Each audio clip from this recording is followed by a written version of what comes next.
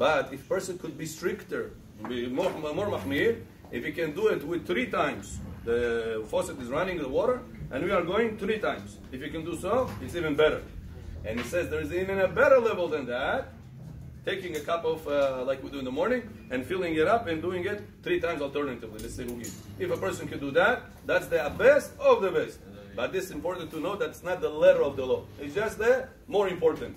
In case you see a person that coming out of the restroom and he just washes his hands regularly. You cannot tell him, hey, you're doing a wrong mistake, making a mistake. Don't you know you have to take a cup? You have to wash it 3 times alternatively. You don't have to tell him such a note. What's the reason? Because he didn't do a sin. He did the letter of the law. So in a person sometimes in a rush, he wants to wash his hands quickly and leave. And there is a line right now with the cup. There's 1 cup for many people. Are you obligated to wait for the cup? No. Letter of the law, just wash your hands regularly. That's enough. You want to be strict?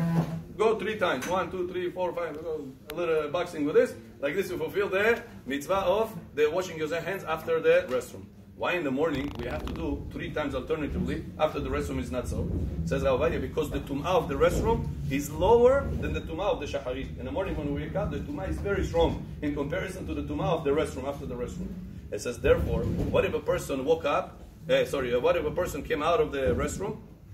Over here, it's very practical. We have the minyan going on over here, and people come out of the restroom. Sometimes the door is open, and you can hear Kaddish, or Kedusha.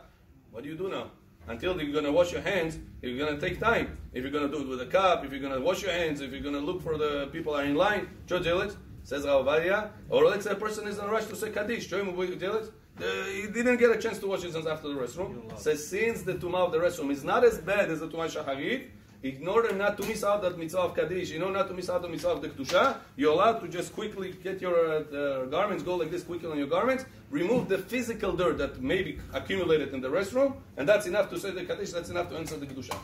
He says, however, if a person can do all opinions, first wash your hands, then make your Kaddish, then make your Kedusha, this way you're going to do it 100%.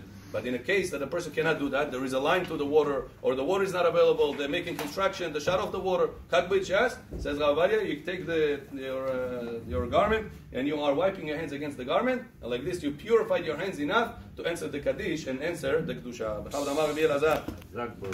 A person collecting money,